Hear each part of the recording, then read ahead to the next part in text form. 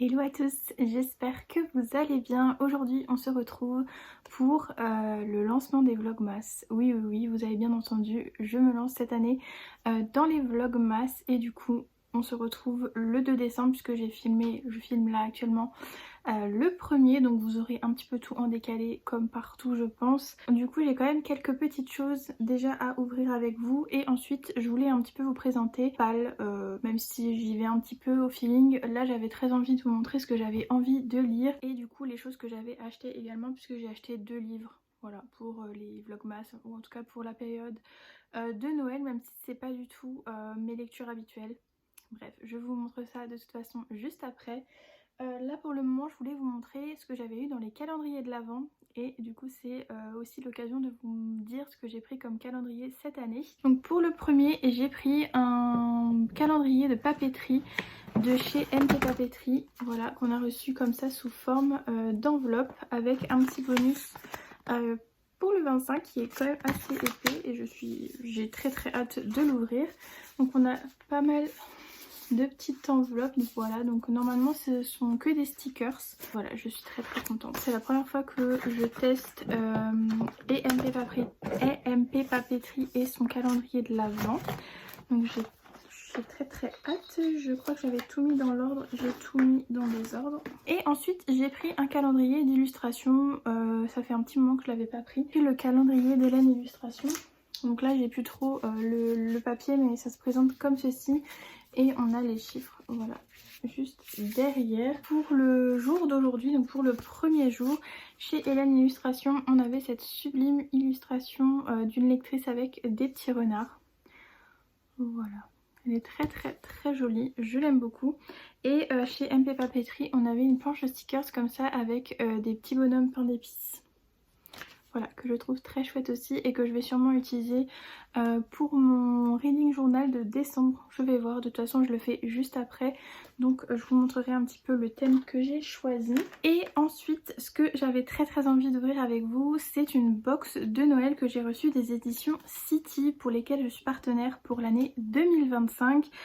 Ils avaient fait une petite box de Noël pour leurs partenaires donc de 2024 et ils ont choisi quelques partenaires de 2025 pour recevoir quelques petites choses qui leur restaient et du coup j'ai reçu tout ça. Voilà, donc j'avais très envie d'ouvrir ça avec vous.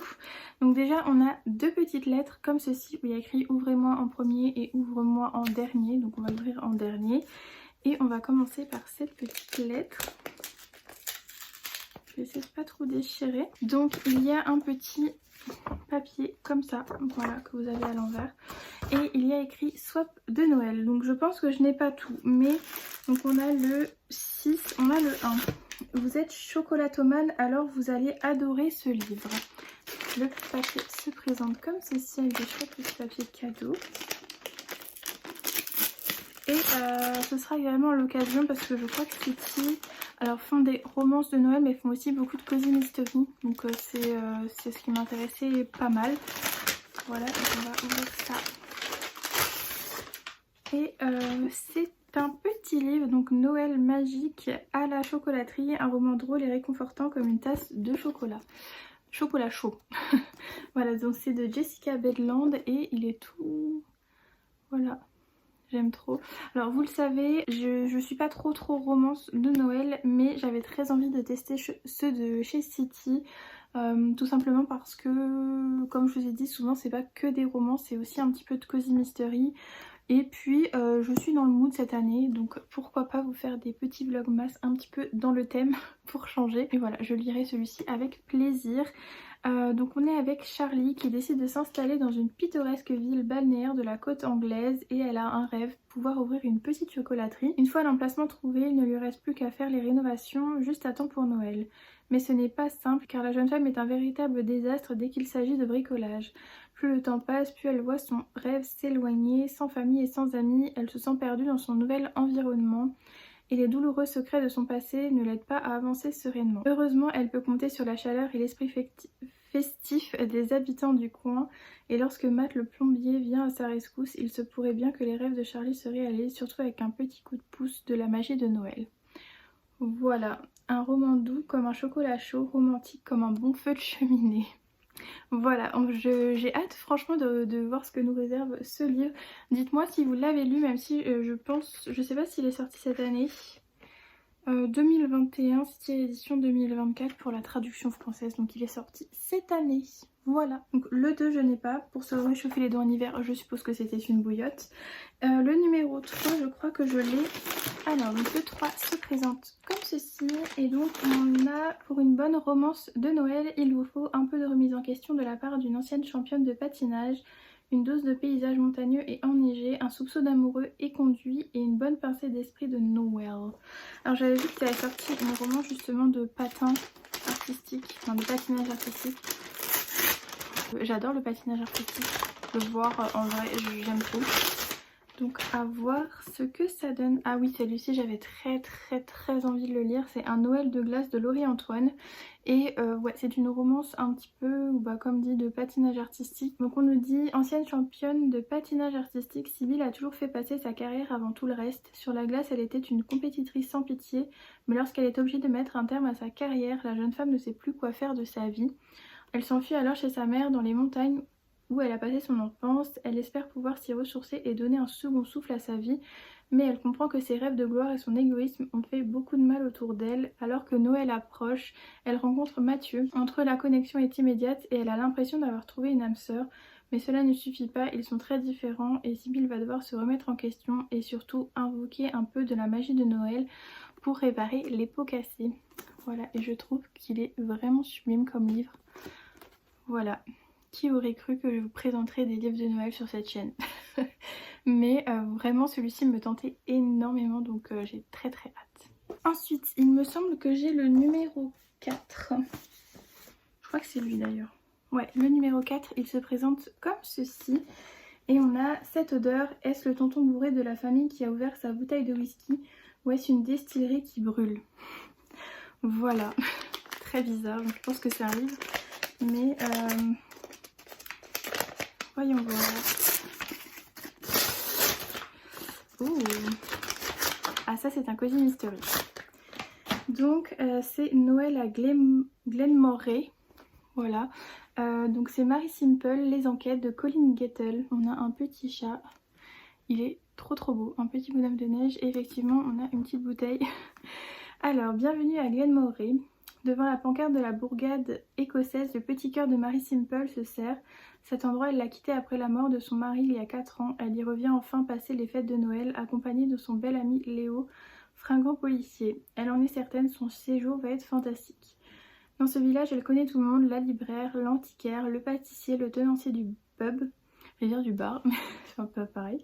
Le propriétaire de la distillerie de whisky local. En parlant de whisky, une étrange et agréable odeur de crêpes flambées flotte sur Glenmoray. Et pour cause, le jour de son retour, la distillerie prend feu et un cadavre est retrouvé rôti à l'intérieur. Malgré son nom, rien n'est jamais simple avec Marie, car de vieux secrets refont surface et jettent des soupçons sur la détective amateur. Marie comprend alors que son retour n'est pas du goût de tout le monde. Si l'enquêtrice du dimanche ne veut pas finir sur le grill, il va falloir qu'elle mène l'enquête. Donc là, on est enfin sur un petit mystery, Cozy Mystery, et ce qui est drôle. Bon alors, je vous avoue que l'alcool, c'est pas trop mon sujet principal de lecture, mais bon, à voir ce que ça donne et voilà. Vous avez un petit... Ah, c'est cool, on a un petit récap. On a un petit récap apparemment des tomes d'avant.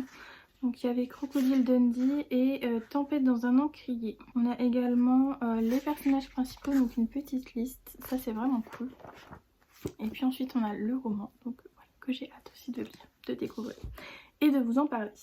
Ensuite je crois qu'on arrive... Alors il y a celui-ci qui n'a pas de numéro, je l'ouvrirai en dernier.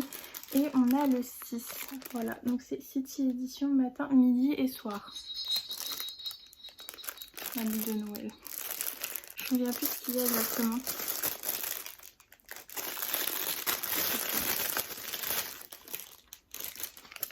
Alors on a une petite chaussette comme ça avec un petit truc à l'intérieur. Encore un petit truc. C'est un petit... Oups. Un petit pochon comme ça. Avec écrit City Édition. Et là dedans... Ah, c'est une petite cuillère, je crois. Oh, elles sont jolies. C'est deux petites cuillères. Ah non. Des couverts comme ça. Avec des petites décos de Noël. Et c'est une fourchette et une cuillère. Alors la fourchette, je sais pas trop quoi. Si, pour le petit dessert. Enfin le petit thé. Je pense que ça doit être pour ça. Mais en tout cas, trop bien. Puis ça c'est une petite chaussette. Je vais le mettre dans le sapin. Je sais pas où elle va aller. Tiens, là. Hop. On va la mettre là.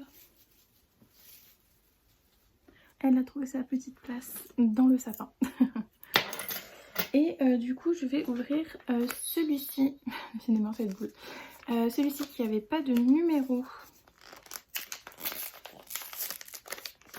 Ou alors est-ce qu'il est parti, je ne sais pas. Encore un livre. C'est ça, c'est encore un livre. Donc c'est Les hasards de Noël. Voilà, c'est un petit livre comme ça. Donc peut-être que c'était... Ah, c'était peut-être ça, c'était le 5. Il n'y avait pas de numéro. Et c'est une jolie histoire de Noël à 8 mains. Et c'est ça en fait, on a 4 auteurs, autrices. Céline, Tiffen, Stéphanie, ouais c'est ça. Donc on a Stéphanie Pellerin, Céline Rouillet, Tiffen Adé et Fanny van der Merch. Voilà pour les hasards de Noël. Et au niveau du résumé, on est le 24 décembre. Donc le 24 décembre pour Arnaud est habituellement une soirée comme les autres. Cette année, l'énigmatique Pauline lui fait changer ses plans. Après plusieurs semaines d'une correspondance virtuelle pour le moins intrigante, il va enfin faire sa connaissance. Loredane, loin de ses proches, ne fête plus Noël. Pour une fois, elle a quand même des projets, mais un automobiliste imprudent et la malchance vont déjouer le programme et bouleverser son réveillon. Marius, le donjon de service, est quant à lui tombé amoureux. Auparavant, il aurait savouré tout le piment d'un amour interdit, mais il se surprend à en vouloir plus. Sa belle est-elle prête à laisser tomber sa petite vie bien rangée pour lui? Charlotte enfin est épuisée, elle aurait volontiers échangé cette nuit de garde contre une soirée au calme pour oublier les drames de l'hôpital et ses déboires personnels. Malheureusement, le destin en a décidé autrement.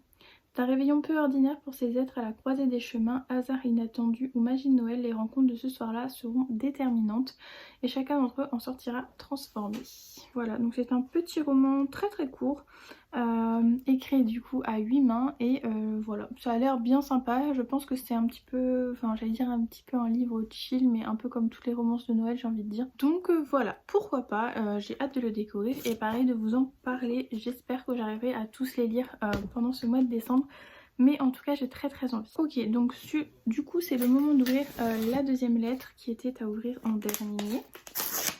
Hop, et du coup on a un petit communiqué de presse avec tous les romans qui étaient dans la box. Je vais vous dire un petit peu les dates de parution si jamais, de toute façon tout est sorti.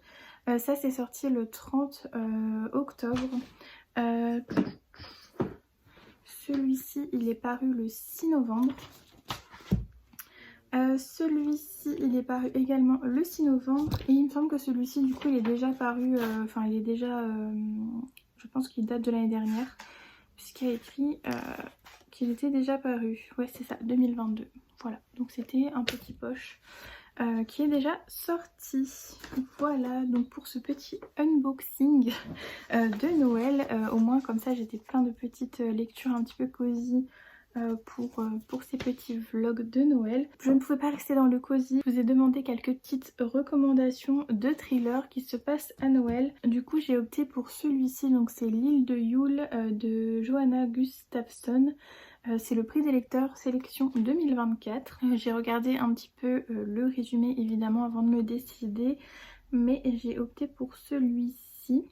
On est sur une petite île au large de Stockholm, donc on est bien dans le froid. Moi je voulais un thriller vraiment polaire. Et donc on est avec Emma qui est une experte en art et elle doit procéder à l'inventaire des biens de sa famille. Qui est la 4e grande fortune en Suède. Mais les lieux ont une réputation sulfureuse depuis que 9 ans plus tôt, une adolescente y a été découverte pendue à un arbre du domaine après avoir été tuée dans des conditions atroces. Et son assassin court toujours. Voilà, on n'a rien à voir avec les livres que je vous ai présentés juste avant. Bien qu'Emma ne soit pas impressionnable, l'ambiance sur place lui glace le sang. Elle travaille seule dans d'immenses pièces où elle ne croise jamais personne. Les Gusman refusant expressément de la voir et lui imposant des horaires stricts.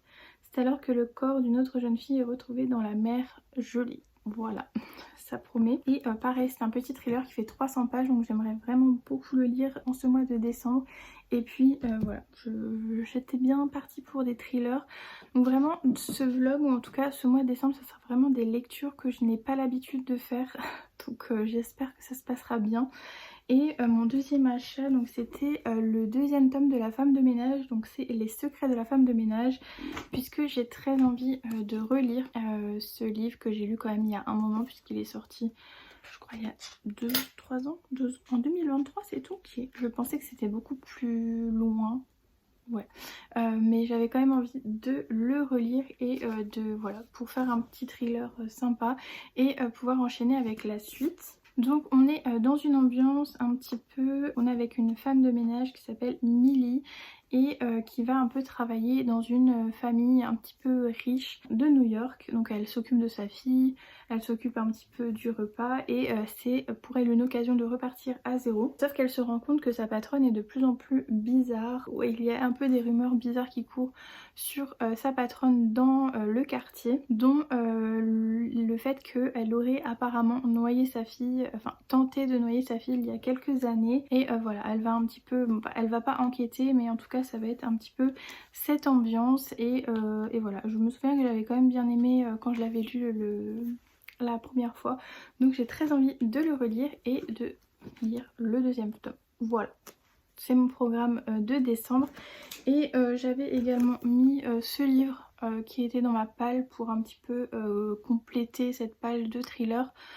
Pour faire un petit peu un mix entre thriller et cozy mystery slash bah, du coup romance de Noël. On est avec donc Arthur qui est un milliardaire et qui écrit un livre sur un mystérieux, ou en tout cas un très célèbre tueur en série qui s'appelle le Bourreau 125. Et c'est un thriller que David Miller, embaumeur de profession et auteur d'un premier roman remarqué, a un mois pour écrire contre une forte somme d'argent. En fait je crois que c'est Arthur Doffre le milliardaire qui demande à David Miller d'écrire ce roman.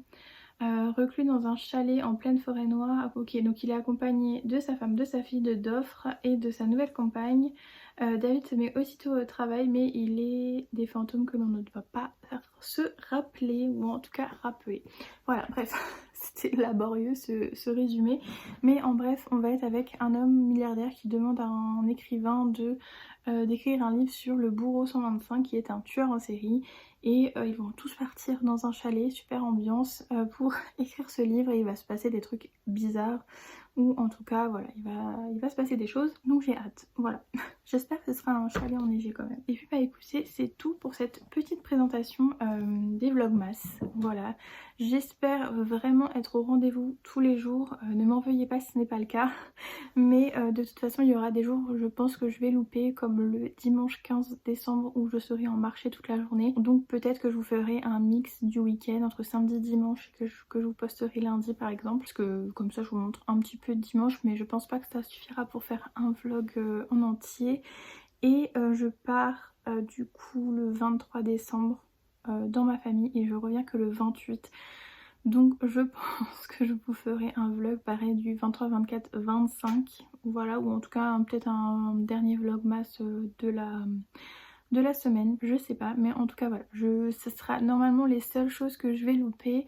Je vais vraiment essayer d'être régulière et de toute façon j'ai prévu quelques vidéos à vous mettre au cas où je loupe vraiment beaucoup de jours, comme mon top 10 de l'année. Je pense que je vais vous faire ce mois de décembre. J'ai une vidéo qui va sortir mercredi sur mon update, sur l'update de mon reading journal octobre-novembre. Voilà, donc je voulais pas trop vous les sortir tard.